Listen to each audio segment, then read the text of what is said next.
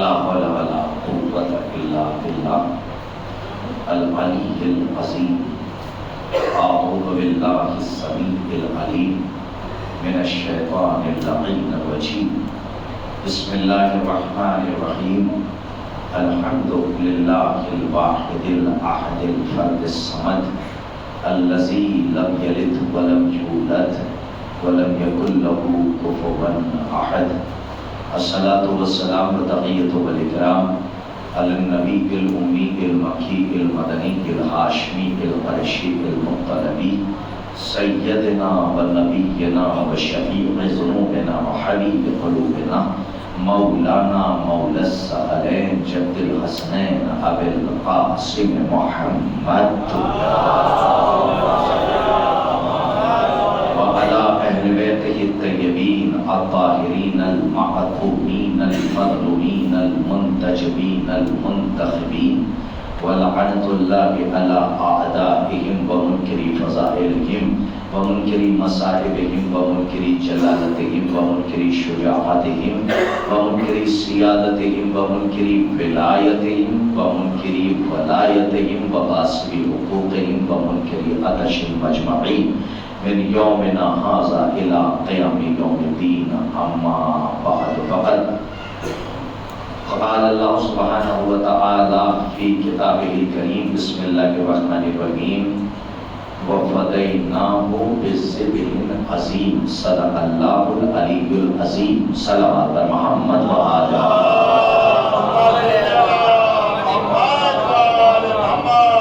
محترم المقام لائق صد اکرام صاحبان بتوفیق الہی بتائی دے محمد و آل محمد علیہ السلام مناقب آل محمد اور معارف آل محمد اور مصائب سرکار ابا عبداللہ حسین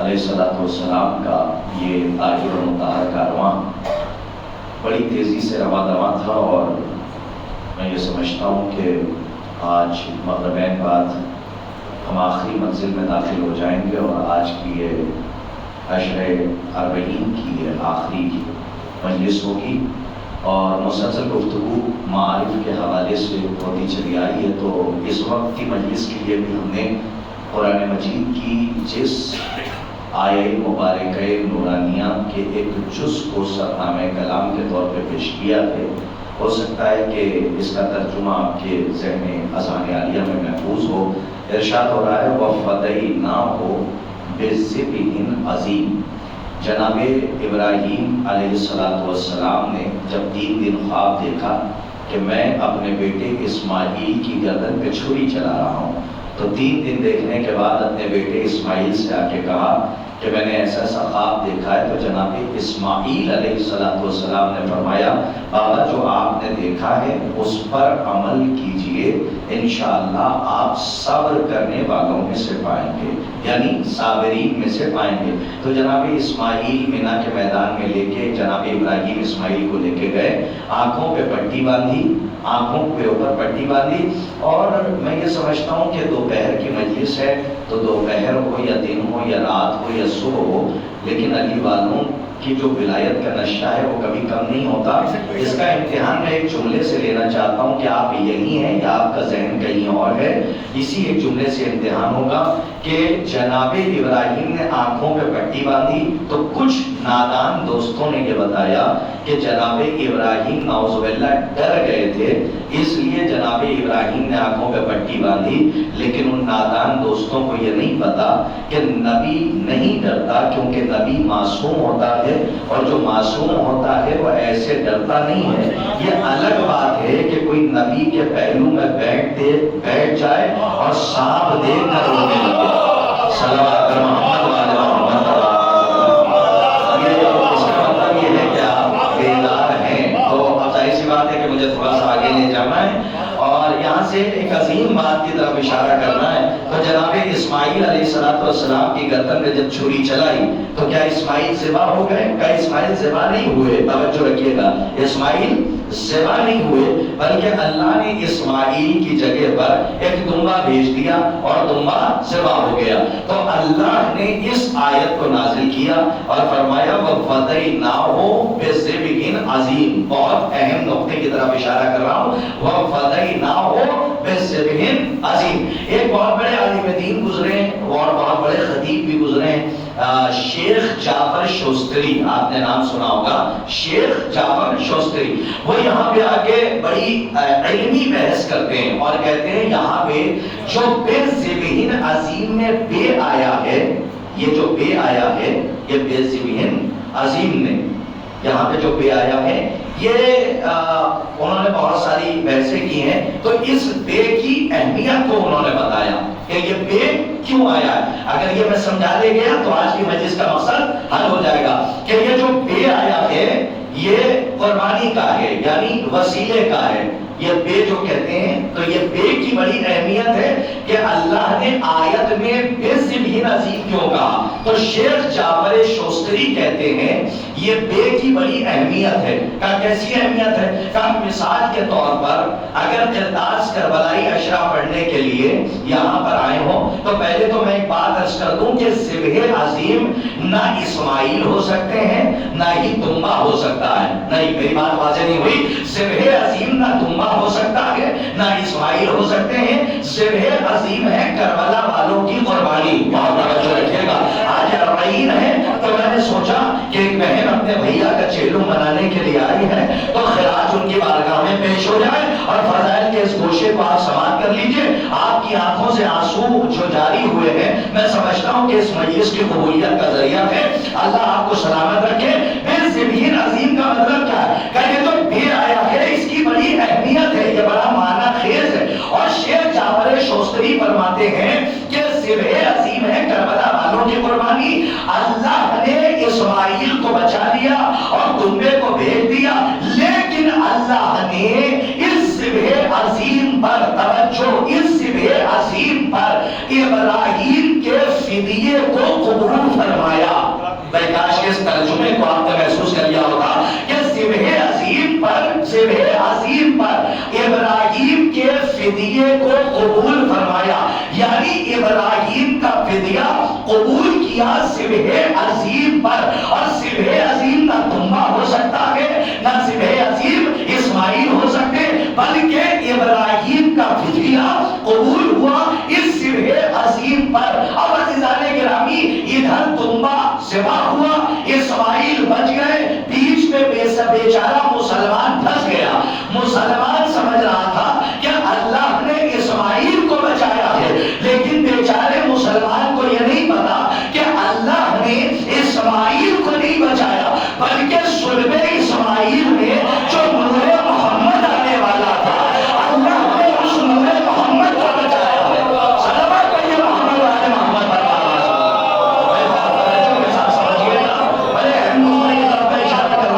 اس نقطے کی طرف اشارہ کر رہا ہوں کہ جو بہت اہم ہے کہ صلب اسماعیل میں جو نور محمد آنے والا تھا، اس نور محمد کو بچایا۔ ادھر نور محمد کو اللہ نے بچایا، ادھر کربلا میں حسین نے محمد کی محنت کو بچایا۔ اسی لیے محمد نے کہا حسین منی وانا من الحسین، کہ حسین مجھ سے ہے اور میں حسین سے ہوں۔ اب اس بے کو کیسے سمجھاؤں؟ تو اس کو یوں سمجھ لیجئے کہ بے کی بڑی اہمیت ہے۔ اس لفظ بے کو سمجھ گئے تو اس فدیے کو بھی سمجھ جائیں گے اور قربانی کو بھی سمجھ جائیں گے۔ مثال کے طور پہ توجہ پھر توجہ، کہ مثال کے طور پہ میں اشرا پڑھنے کے لیے اربعین میں آیا ہوں اور یہاں پہ مستقل محب صاحب، میں مثال ہی دے رہا ہوں، اس کو پروپیگنڈا نہ بنا لیجیے گا، میں ایک مثال دے رہا ہوں کہ محب صاحب پورے سال یہاں پہ مجلسیں پڑھتے ہیں اور مستقل ایک صاحب تھے کہ جو 10 سال سے یہاں اشرا پڑھ رہے تھے، نوجوانوں خاص طور پہ، تو 1 سال قرطاس کو بھی آپ نے بلا لیا، لیکن جو 10 سال سے اشرا پڑھ رہے تھے ان کی اہمیت آپ کی نظر میں زیادہ ہے۔ جو پہلے سال آیا ہے اس کی اہمیت ان سے کم ہے، یعنی اتنی نہیں ہے، کیونکہ 10 سال تک آپ جس کے ساتھ رہے ہوں اس سے محبت زیادہ ہو جاتی ہے۔ تو اگر مثال کے طور پہ اسی اشرے میں وہی 10 سال پڑھنے والا قدیمی پرانا خطیب آ جائے، توجہ، اور آنے کے بعد چھٹی یا ساتویں مجلس میں بانی مجلس مجھ سے کہتے ہیں جماعت والے، اور یہ کہتے ہیں کہ قرطاس صاحب آج کی مجلس، کاش کی میری بات اس بے کو سمجھا رہا ہوں، آج کی مجلس آپ نہ پڑھیے تو بہتر ہے۔ ہم نے کہا کون پڑھے گا؟ کہا یہ جو بزرگ ہیں جو پہلے سے پڑھ رہے تھے، آج ہم چاہتے ہیں کہ یہ مجلس وہ خطاب کرے۔ ہم نے بھی ان کے احترام میں ہاتھوں کو جوڑ دیا کہ ٹھیک ہے آج کی مجلس پر صاحب وہی خطاب کر دیں۔ جب اسی جملے میں میراج ہو جائے، جب مجلس انہوں نے خطاب کر لی تو جتنے جماعت کے بزرگ تھے انہوں نے مجمع میں آ کے کہا آج قرطاس صاحب نے فلاں صاحب کے لیے قربانی دی۔ ارے صاحب کاش کے شیخ جعفر شوستری کا یہ جملہ میں سمجھا لے جاؤں کہ جو انہوں نے لفظ بے کے اوپر بحث کی ہے اور فرماتے ہیں کہ یہ بے سبیل عظیم میں جو بے آیا ہے اس میں جناب ابراہیم کا فدیہ وسیلہ بنا ہے سبح عظیم سے اس قربانی کو ملتوی کرنے کے لیے۔ تو اب جو مجلس پڑھ کے گئے تو اس کا مطلب قرطاس کربلائی نے فلاں عالم کے لیے قربانی دی۔ اب سمجھ میں آیا کہ اسماعیل کو کیوں بچایا اور ذبح عظیم ہے کربلا والوں کی قربانی۔ اللہ نے یہ بے داخل کر کے بتایا کہ اسماعیل تم رہنے دو، یہ کام حسین ہی کے بس کا ہے۔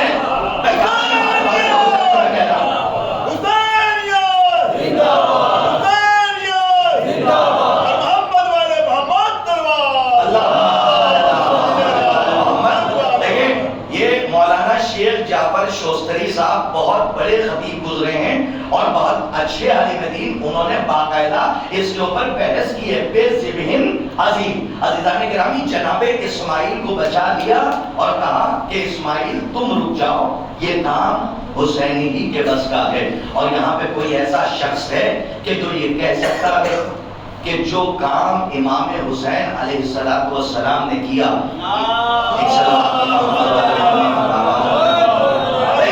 اس میں گھبرانے کی تعجب سے دیکھنے کی کیا بات ہے؟ یہ میں نے نہیں کہا ہے، چاہیے آپ تاریخوں کا مطالعہ کیجئے۔ ہر نبی جب کربلا سے گزرا تو گریہ کرتا ہوا گیا۔ کیوں؟ جہاں پر صبر ایوب ختم ہو جائے وہاں سے حسین کے صبر کا آغاز ہوتا ہے۔ تو ہر نبی، یعنی خدا کی قسم، جب امام حسین نے 6 مہینے کے بچے کی قربانی دی، 18 برس کے کڑیے جوان کی قربانی دی، میں مسائل پہ نہیں آیا، 13 برس کے قاسم کی قربانی دی، تو آدم سے لے کر عیسی ابن مریم تک ہر نبی حسین کے چہرے کو حیرت سے دیکھ رہے تھے کہ اس منزل پر امام حسین ہے کہ 72 کی قربانی امام حسین علیہ السلام نے دی ہے۔ میں یہاں تک آپ کو لے کر صرف اس لیے آیا ہوں کہ آج روز اربعین ہے اور امام حسین علیہ السلام حاکم شریعت ہیں۔ کون ہے؟ ایک سلوات بلند آواز سے پڑھیے۔ مجھے کچھ بھی ہو جائے 2 بجے تک مجھے مجلس کو ختم کرنا ہے، 1:42 ہو رہا ہے تو بڑی تیزی سے میں آگے بڑھ رہا ہوں۔ امام حسین علیہ السلام حاکم شریعت ہیں۔ میں پہلے بچوں کو یہ بتا دوں کہ ایک ہوتا ہے شریعت پہ عمل کرنے والا، توجہ، اور ایک ہوتا ہے شارع مقدس۔ شارع کسے کہتے ہیں؟ شین الف رے عین، شارع، شریعت بنانے والا۔ اوروں کے یہاں ایک ہے، ہمارے یہاں 14 ہے۔ بھائی تھوڑا سا جاگ جائیے، میں کچھ کہنا چاہ رہا ہوں۔ اوروں کے یہاں صرف رسول اللہ ہے اور ہمارے یہاں کون ہے؟ ہمارے یہاں 14 کے 14 شارع مقدس ہے۔ شارع مقدس شریعت بنانے والا، شریعت میں قانون نافذ کرنے والا۔ یہی وجہ ہے کہ امام حسین علیہ السلام جب مکے سے جانے لگے تو امام حسین نے حج کو عمرے سے بدل دیا۔ نہیں، میرا جملہ ظاہر سماعت ہو گیا۔ آپ بدل سکتے ہیں؟ آپ کے اندر اتھارٹی نہیں بدل سکتے۔ یہی فرق ہے آپ میں اور حاکم شریعت میں کہ وہ جانتا ہے کہ کب کون سا عمل انجام دینا۔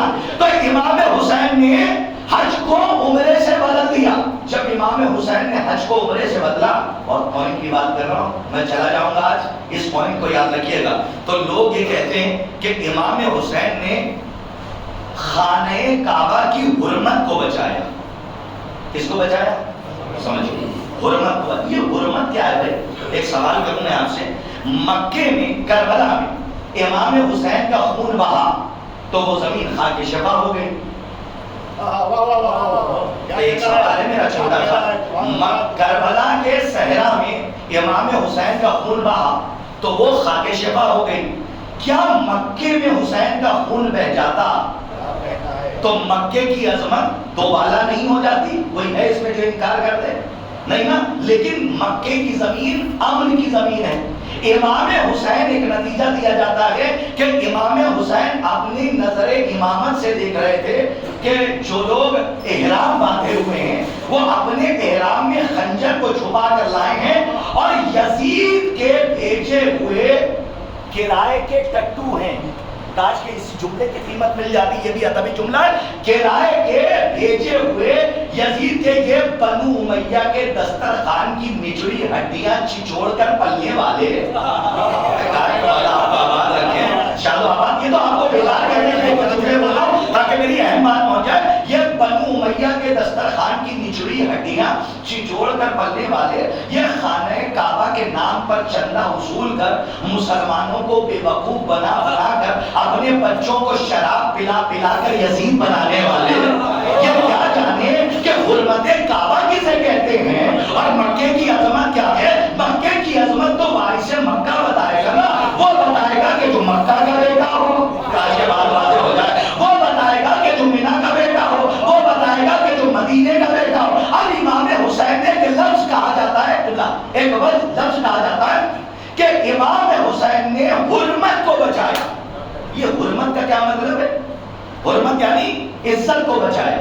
تو اس کا کیا مطلب ہے بھائی؟ امام حسین نے حج کو عمرے سے بدلا. بس آخری بات, تو حرمت کا کیا مطلب ہے؟ یاد رکھیے گا, خانہ کعبہ میں آدم سے لے کر سرکار ختمی مرتبہ تک کی نبوت کا اکیلا وارث ہے حسین. بھائی بہت اہم بات کہنے جا رہا ہوں. اکیلا وارث ہے حسین اور کعبے کا اکیلا وارث ہے مکے میں حسین. تو اب ساری ذمہ داری امام حسین پہ. تو یہ حرمت کو بچایا کا کیا مطلب ہے بھائی؟ کعبہ ہے اللہ کا گھر. مثال کے طور پہ اب اگر کوئی بادشاہ اپنے محل سے نکلے, بھائی ایک بات بتائیے, محل سے نکلا اور نکلنے کے بعد اس نے کسی کو راستے میں کسی ذلیل کو سلام کر لیا. میں کاش کہ میں سمجھانے میں کامیاب ہو جاؤں. کسی ذلیل کو اس نے سلام کر لیا, بہت توجہ سے سننا, سلام کر لیا. تو یہ بتائیے وزیر پیچھے سے آیا, آنے کے بعد کا بادشاہ سلامت, آپ نے اس ذلیل کو سلام کر کے اپنے محل کی حرمت کو پامال کر دیا. اے میرے نوجوانوں, مکان کی کوئی حرمت نہیں ہوتی ہے, مکان کی عزت نہیں ہوتی ہے, مکین سے ہوتی ہے. گھر کی عزت نہیں ہوتی ہے, گھر والوں سے گھر کی عزت ہوتی ہے. اب بادشاہ کا وہ محل اور بادشاہ ہے محل کا مالک. اب اگر وہ راہ چلتے کسی ذلیل کو سلام کر لے, کاش کہ یہ میری تحقیق پہنچ جائے اور محنت میں کامیاب ہو جاؤں, اگر سلام کر لے تو وزیر کہے گا آپ نے اپنے محل کی عزت کو مٹی میں ملا دیا, حرمت کو مٹی میں ملا دیا. فوراً حیدر بھائی پوچھیں گے کہ بھائی سلام انہوں نے کیا ہے تو محل کی حرمت کیوں پامال ہوئی؟ کیا اس لیے کہ محل ان سے ہے. میری بات واضح ہو جائے, محل ان سے ہے. تو کعبے میں اکیلے کعبے کے وارث ہیں, تھوڑا سا جان جاؤ, اکیلے اللہ کے گھر کے وارث ہیں امام حسین. امام حسین. اب سنیے, حج کو عمرے سے کیوں بدلا؟ سب سنا ہوگا. اگر یہ کوئی نئی تحقیق ہو اور تاریخ کے حوالے سے تو اس پوائنٹ کو بھی دعاؤں میں یاد رکھیے گا جو میں آپ تک پہنچا رہا ہوں, اور میرے حق میں دعا فرمائیے گا. امام حسین نے حج کو عمرے سے کیوں بدلا؟ چاہیے حج کا جو گورنر تھا وہ یزید کا بنایا ہوا تھا, عمر بن سعید بن عاص بن وائل. میں نے پورا شجرہ بتا دیا صاحب, میں نام نہیں بتا رہا ہوں. کیا ہے؟ عمر بن سعید بن عاص بن وائل. اس کا ایک لقب تھا مشہور, عمر اشدق. شد کہتے ہیں چوڑے کو, یعنی چوڑے جبڑے والا عمر. یہ کیوں اس کو لقب ملا تھا؟ اللہ نے اس کے اوپر عذاب نازل کیا تھا. یہ اتنا علی کو برا بھلا کہتا تھا کہ اس کا جبڑا چوڑا ہو گیا. تو اس کا ایک لقب تھا امر اشدق. یہ تھا حج کا گورنر اور یزید کا بنایا ہوا. کاش کے بعد واضح ہو جائے کہ امام حسین کی امامت کی نظر کو دیکھیے. قیامت تک آنے والے بھارتی مورخوں کو امام نے جواب دیا اور حج کو عمرے سے بدل دیا، کیونکہ حج کا جو اس وقت گورنر تھا وہ یزید کا سیٹ کیا ہوا تھا، بنایا ہوا تھا. عمر بن سعید بن عاص بن وائل، جتنے بھی سعید بھائی حاجی آ رہے تھے وہ اسی کے انڈر ڈائریکشن. ارے مولا آپ کو آواز رکھے، تاریخ پڑھنے والے میرا ساتھ ہے. اسی کے انڈر ڈائریکشن، اسی کی زیر قیادت حج کر کر جا رہے تھے. امام نے حج کو عمرے سے بدل دیا. کاش میری بات واضح ہو جائے. امام نے حج کو عمرے سے بدل دیا اور سارے تاریخ کے بھارتی مورخوں کو ایک جواب دیا اور جھوٹی روایتوں کا جنازہ نکال دیا. امام نے حج کو عمرے سے بدل کے بتایا کہ یاد رکھنا امام ہوتا ہی وہ ہے جو نہ کسی کی زیر قیادت توجہ نہ کسی کی زیر قیادت حج کرتا ہے، نہ کسی رضی اللہ کے پیچھے نماز پڑھتا ہے.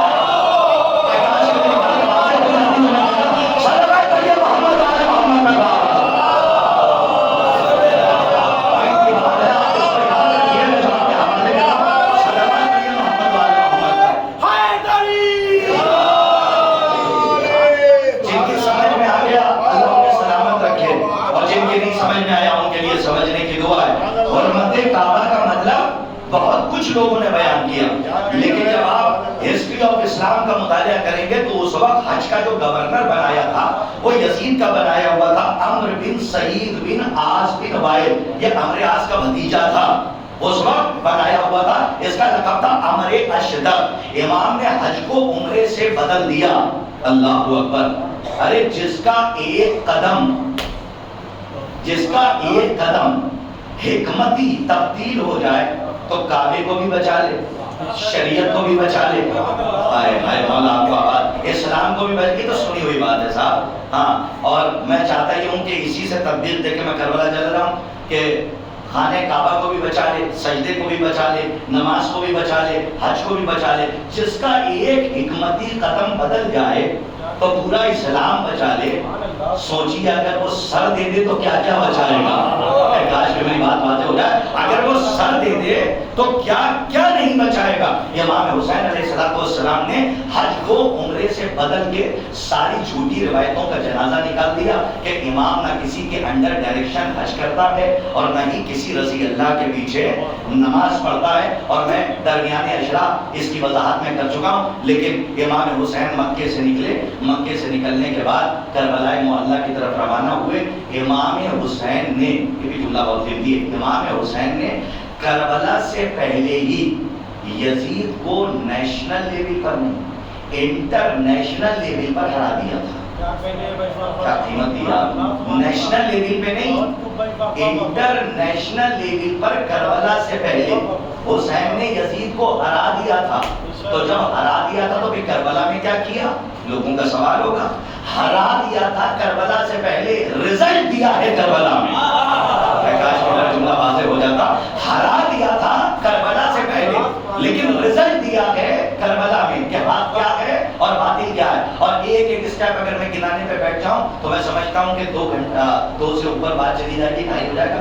اس کے بعد بھی ماشاءاللہ ہاں اشارہ سمجھ گئے نا. سلوات آواز بلند پڑھیے آپ حضرات، آواز بلند. ایک سلوات بلند آواز سے ارشاد فرمائے جو پیچھے بیٹھے ہیں ان کے لیے بھی ماشاءاللہ.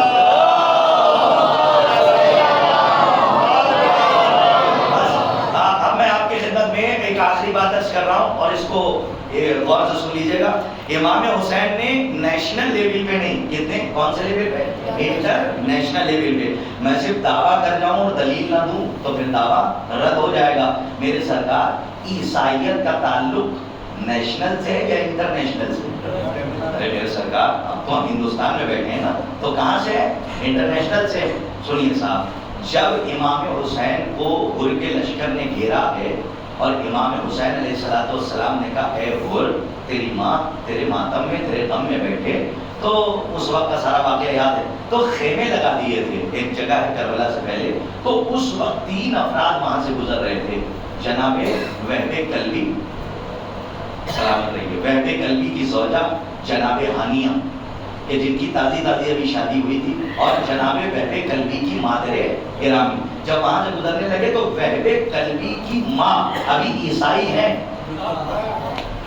ابھی مسلمان نہیں ہوئے, لیکن وہب کلبی کی ماں نے کہا کہ اے بہن ذرا دیکھو تو کہ یہ کون لوگ ہیں کہ جو خیمے لگائے ہوئے ہیں اور لشکر ہے, سب کے گھوڑے کھڑے ہیں, سب کی سواری کھڑی ہے. تو وہب کلبی آگے گئے اور آگے جانے کے بعد کہا کہ تم کون ہو؟ کہا کہ ہم یزید کے بھیجے ہوئے سپاہی ہیں.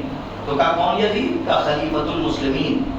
اب جیسے یہ جملہ کہا نا تو وہب کا جملہ تاریخ میں کہا اچھا اسی کو تم خلیفۃ المسلمین کہہ رہے ہو کہ جو میسورہ کا بیٹا ہے.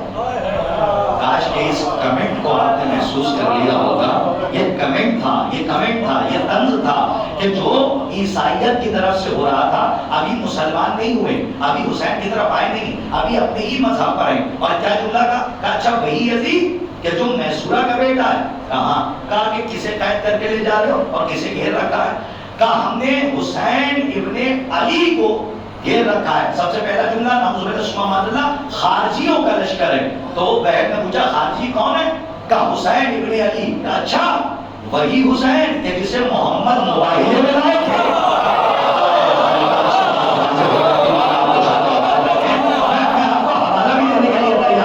کہا وہی حسین کہ جسے محمد مباہلے میں لائے تھے. اور ایک جملہ کہا, وہاں کیا کہا تھا؟ کہا وہی یزید جو میسورہ کا بیٹا ہے. اور یہاں پہ کہا اچھا وہی حسین کہ جو فاطمہ کا بیٹا ہے, جو علی کا بیٹا ہے. کہا ہاں جو فاطمہ کا بیٹا ہے. اچھا ایک جملہ سنیے, صاحب معالی السبتین نے اپنی کتاب میں کیا جملہ لکھا ہے, اس کے بعد میں اپنا جملہ آپ تک پہنچاتا ہوں جو آگے کی کتابوں سے ہم نے درج کیا ہے, اٹھایا ہے. پہلے صاحب معالی السبتین کا جملہ سنیے.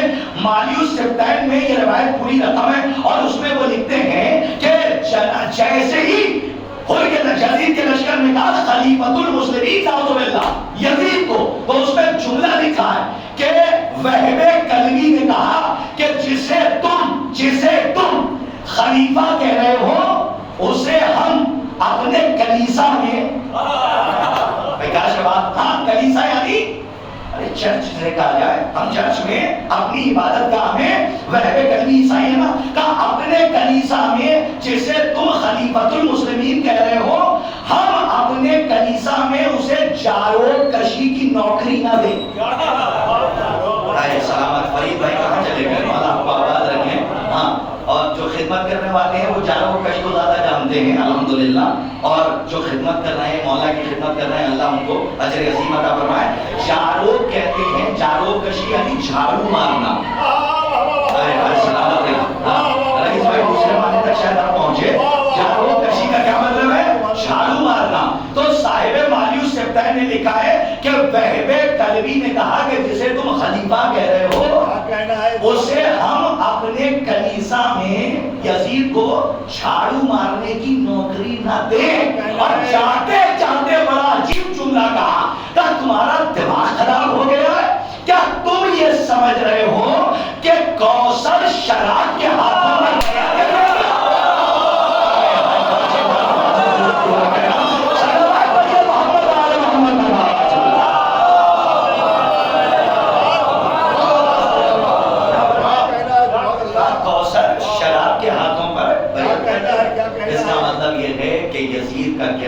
بس یزید کا کردار صرف مسلمانوں میں مشہور نہیں تھا, عیسائیوں میں بھی اور غیر مذہب کے لوگ بھی جانتے تھے کہ یزید کتنا بدکار ہے. یہ میرے صاحب ایسا ہے کہ آج کے زمانے میں کوئی چاہے جتنی بڑی داڑھی رکھے اور جتنا بڑا کرتا پہن لے اور جتنا بڑا پیپٹے کا نشان بنا لے, مسلمان تو لگے گا لیکن اس کی زبان بتا دے گی کہ اندر کیا ہے. تو جسے دنیا ڈاکٹر ڈاکٹر ڈاکٹر ڈاکٹر کہتے چلا رہی ہے, کہ جس کی حیثیت کمپاؤنڈر کی بھی نہیں ہے، میں اس ڈاکٹر تک پہنچ گیا. وہ تو بہرحال پی ایچ ڈی ہولڈر ہے، تو اس لیے کہا جاتا ہے کہ ڈاکٹر. میں ڈاکٹر ذاکر نائک کی بات کر رہا ہوں، اس میں شرمانے کی کیا بات. اس نے اب 1400 سال کے بعد یزید کو رضی اللہ کہنے کی کوشش کی. خدا لعنت کرے ان پر کہ جو یزید کے حامی ہیں، اور خدا لعنت کرے ان پر کہ جو یزید کے پیروکار ہیں.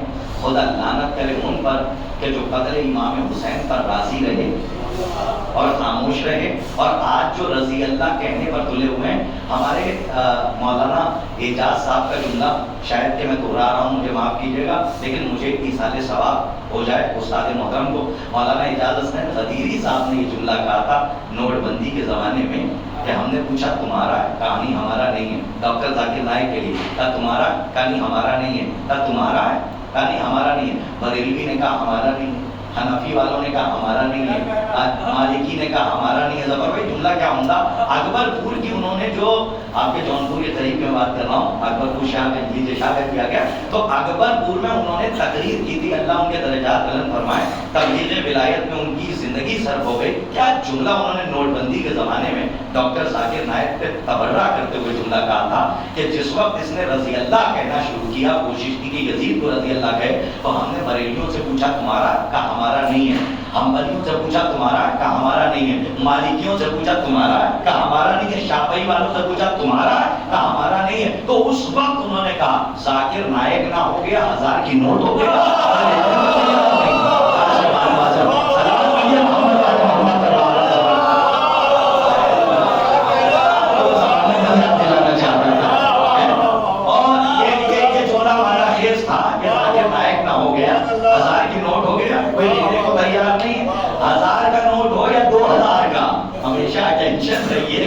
پتہ نہیں کون سا نوٹ کب بند ہو جائے. تو ہاں جتنا رکھا ہے انفاق بھی کرتے رہیے، ہاں دیتے بھی رہیے گا. رائے خدا میں، ہاں رائے خدا میں دیتے رہیے الحمدللہ. ہاں حفاظت سے رکھا ہوا ہے، دیکھ رہے ہیں. ہاں کچھ باتیں جو ہیں وہ مجلس میں ساری باتیں نکل آتی ہیں. حفاظت سے رکھا ہے، اللہ اسے محفوظ رکھے. لیکن انفاق ہوتا رہتا ہے، جب آدمی دیتا رہتا ہے تو خود بخود اس میں سے بڑھتا رہتا ہے. تو ضروری نہیں ہے لیکن آپ ذکر اہل بیت میں خرچ کرتے ہیں الحمدللہ. یہ آپ اپنے مقدر پہ فخر کیجئے کہ آپ کے پیسے کو حسین قبول کر رہے ہیں. ورنہ کتنے بادشاہ آئے اور چلے گئے، ان کو توفیق نہیں ہوئی کہ وہ 1 روپیہ بھی امام حسین، ایک روپے بھی امام حسین کی عزاداری میں خرچ کرتے، کیونکہ اللہ نے توفیق ہی نہیں دی ہے. لیکن اگر کسی کے گھر میں فاقہ ہو رہا ہو اور وہ خوددار ہو، اپنے پڑوسی سے نہ کہتا ہو اور مولا کا چاہنے والا ہو، اس کے گھر میں بچے بھوکے سو جاتے ہوں. آج بھی میں نے ایسے ایسے گھر دیکھے ہیں، خدا کی قسم میں آپ کے سامنے کہہ رہا ہوں کہ آج بھی کچھ گھر ہمارے یہاں ایسے ہیں کہ جن کے یہاں دن میں کھانا بنتا ہے تو رات میں نہیں بنتا، اگر رات میں بن جاتا ہے تو دن میں نہیں بنتا. آپ شکر منائیے کہ آپ کے پاس الحمدللہ اللہ نے اتنا دے رکھا ہے کہ آپ 2 وقت کی روٹی کھا لیتے ہیں. لیکن آج ذرا پڑوس میں نکل کے دیکھیے، اپنے مومن بھائیوں کی خبر لیجئے.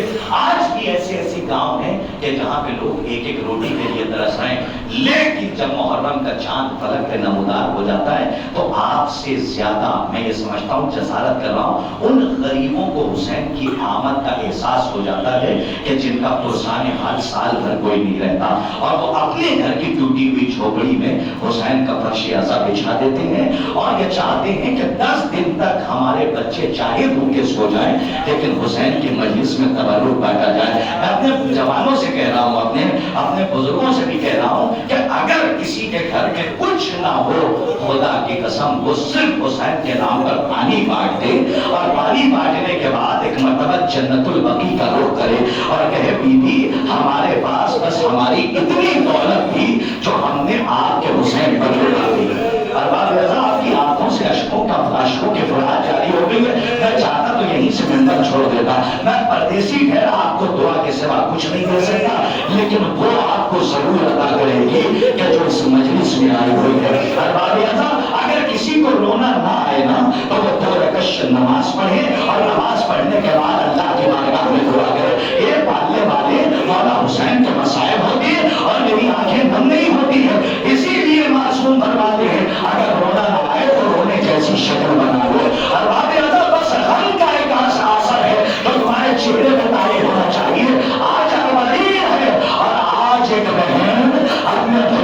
شہید کرنے کے لیے کربلا آئی ہے. ارباب عذاب کی آوازوں پر رحمت کا نزول ہو. ہماری مائیں بہنیں رونے کے لیے آتی ہیں اور ان کے لیے میں مسائل تھوڑے سے لمبے پڑھوں گا اور صرف مجھے 5 منٹ کا وقت دیتی ہے. ایک بہن اپنے بھیا کا شہید کرنے کے لیے کربلا آئی ہے. ارباب عذاب ایک عرصے کے بعد جب زندان سے رہائی ملی تو سب کے سر آنے لگے. سارے شہداء کے سر آئے. کبھی علی اصغر کا سر آیا, آگے علی اصغر کا سر آیا, آگے بڑھ کے رباب کو لے لیا. لیکن ہم نے علماء سے سنا ہے کہ جب 2 سر 2 چاند سے ٹکڑوں کے آئے تو ان کی ماں آگے نہیں بڑھی. تو ایک مرتبہ لانے والے مرور نے کہا, سپاہی نے کہا, یزید کی طرف سے جو سر آیا تھا اس نے کہا کیا ان دونوں بچوں کی ماں کربلا میں خیمے میں جل کے مر گئی ہے؟ اور اتنا سننا تھا. جناب فضا اٹھی اور کہا نہیں نہیں کیا بتا ہے, اس کی ماں یہ میری شہزادی کے دونوں بچے ہیں, یہ عورت محمد کے سر ہیں, نہ دونوں سر کو میرے حوالے کر دے. ارباب عذاب جناب فضا نے دونوں سروں کو لیا, جناب زینب کے حوالے کیا. ارباب عذاب جب تک جناب زینب حیات رہی, یعنی جب تک مدینے نہیں گئی اور شام میں قید رہی, اپنے بچوں کا ماتم نہ کیا.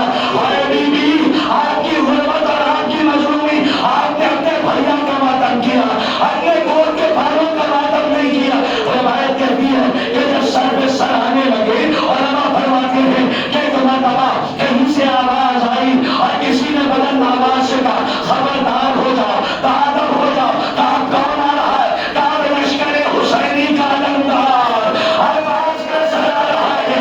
ارے علماء فرماتے ہیں کہ جب تک سر عباس دشت میں رکھا تھا, عباس کی آنکھیں کھلی تھی, لیکن جب غیرت مند بہن نے غیور بھائی کا سر اپنی گود میں اٹھایا, جناب عباس کی آنکھیں بند ہو گئی. ارے کیوں بند ہوئی؟ علماء فرماتے ایک لمحہ بھی عباس کو گوارا نہ تھا کہ زینب کو اس عالم میں دیکھے. ارباب عذاب, ارے میں کہوں گا مولا ایک لمحہ گوارا نہ ہوا. ارے کوفہ سے شام اور شام کے دربار تک یہی زینب ہے جو ایک ردا کی سواری بن کر آئی. اجرکم علی الزہرا, اجرکم علی الزہرا. ارباب عذاب آج بہن آئی ہے اپنے بھیا کا چہرہ منانے. بس عزیزوں آخری جملہ مجلس تمام ہے.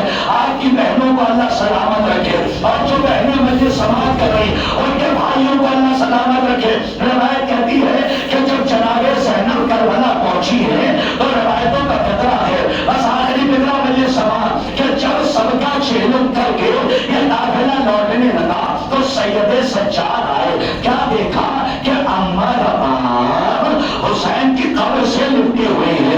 ایک مرتبہ جناب زین العابدین نے کہا اے اماں اب واپس ہمیں مدینے لوٹ کر جانا ہے. تو جناب رباب نے کہا اے میرے لال, بیٹا بن کے کہتا ہے, امام بن کے حکم نہ دینا. ارباب اعظم اتنا کہنا تھا روتے ہوئے, سید سجاد خود بھی اماں کی بارگاہ میں گئے اور کہا اماں بابا کی, وہ بھی اماں بابا کی قبر کو اماں رباب نہیں چھوڑتی ہے. اور جناب زینب آگے گئے, سمجھ گئے تو جملے میں روئیے گا. جناب زینب آگے گئے اور کہا بھابھی جان اٹھیے واپس چلیے, ہمیں لوٹ کر مدینے جانا. ہم نے اپنے نانا سے سنا تھا کہ اللہ ایک قوم ایسی پیدا کرے گا کہ جس کے جوان ہمارے جوانوں کا مدد کریں گے, اور جن کے گھر کی عورتیں ہمارے گھر کی عورتوں کا مدد کریں گی, اور جس کے بچے ہمارے بچوں کا مدد کریں گے, اور جن کے گھر کے بزرگ ہمارے بزرگوں کا مدد کریں گے. اور یہاں پہ روزے تعمیر ہوں گے, دور دور سے زائرین روزوں کی زیارت کے لیے. سیعلم الذین ظلموا ای منقلب ینقلبون انا للہ و انا الیہ راجعون. رزق بقضائہ و تسلیتا لعاملہ. پالنے والی اس عظیم سی عبادت کو شرف قبولیت عطا فرما. پالنے والے ہمارے آخری امام کے ظہور میں تعجیل فرما اور ان کے حقیقی آوان منصات میں خوشمار فرما. وتقبل منا انک انت السمیع. ماتمی اسیرانی میں رب شکر قبل.